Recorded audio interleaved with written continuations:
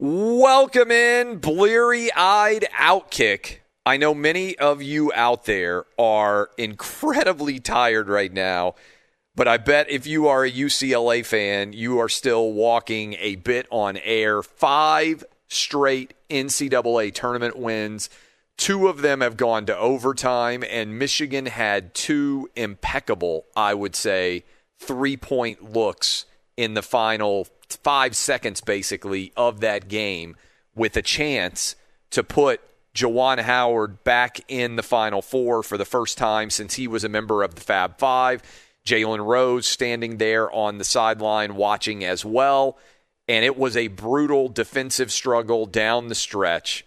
Hardly any points scored at all, but Mick Cronin's UCLA Bruins are on into the Final Four, and we now have managed to complete the entirety of the Final Four. And if you are a Gonzaga fan, I think you have to be sitting back saying, my goodness, are you really telling me that in order to advance to the championship game, all we have to do is beat UCLA? On the other side of the equation, we've got Baylor going head-to-head with Houston in the championship for the state of Texas. But my goodness, we finally got an epic game. I felt like both of those Michigan threes had a chance to go in. 0.5 seconds left. They got a whale of a look in that scenario. Did not go for them. They got a good look with their point guard coming down the court with about 5 seconds to play. Everything kind of fell apart for Michigan down the stretch run there. They couldn't quite finish at the rim. They got to the rim so many different times.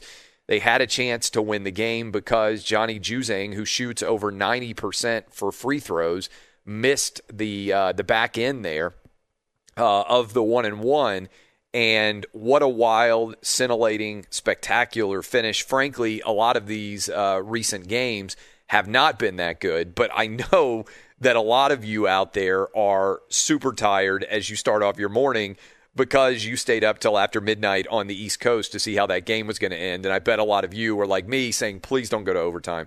Please don't go to overtime. When you have to wake up early or go to bed late or whatever the scenario is that you know you're not going to get a lot of sleep, the hope is that you're not going to have to deal with a lot of different overtimes and as late of a game as you could possibly want. So what I find interesting here is credit to the television networks because the Gonzaga game against USC was nowhere near as good as this one. Now, it was a little bit of an ugly game, almost in the context of, you know, how those ugliest dog contests, it kind of felt like that with the way that neither team could really score. You go look at the box score, and it was an ugly game.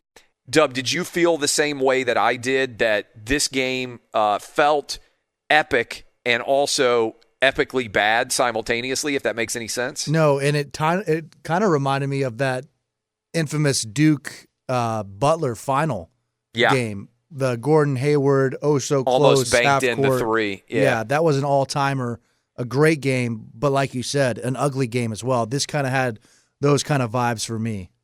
Michigan couldn't really finish at the rim. Dickinson did not have a spectacular game. He didn't get that many shots. And Wagner was awful, 1 for 10 from the field. But really, the only player that played, I thought, a really high-level game was Juzang, who was absolutely fantastic.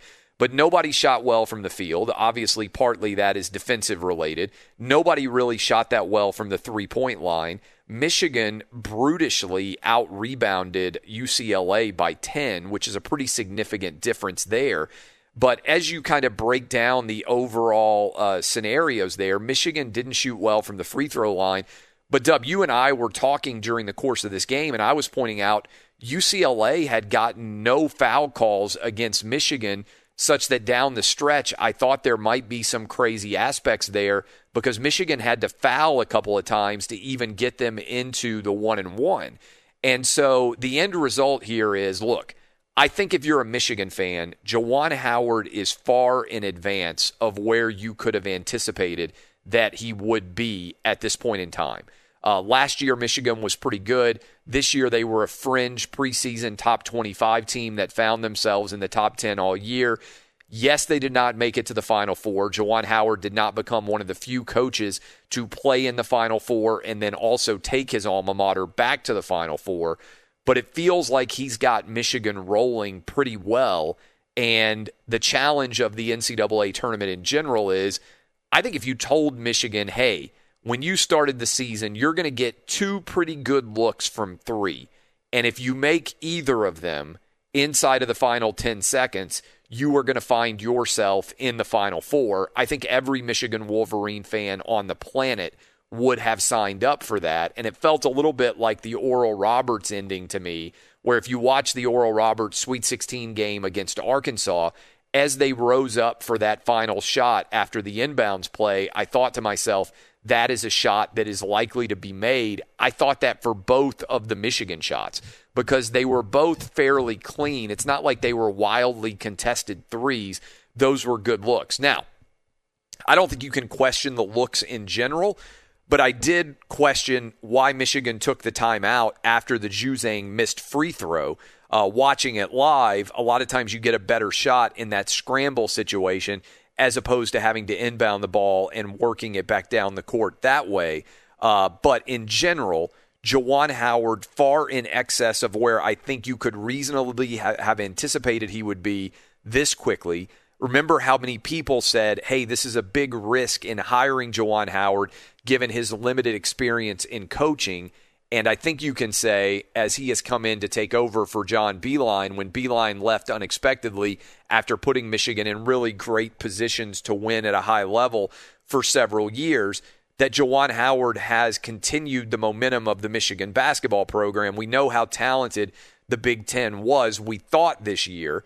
I think Michigan also kept the Big Ten from having a lot of dirt poured on its grave, even though they ended up losing this game. Now, on the flip side, UCLA, absolutely incredible run.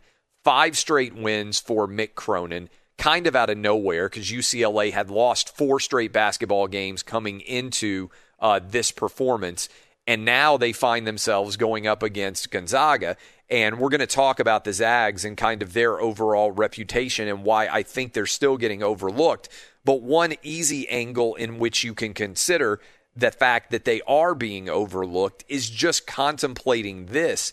As you break down what is going on with the Zags right now, they weren't even in prime time, even though they are 30-0 and have won 29 of those 30 games by double digits. USC had won in the first 3 games in this tournament so far by an average of 64 points, a total of 64 points.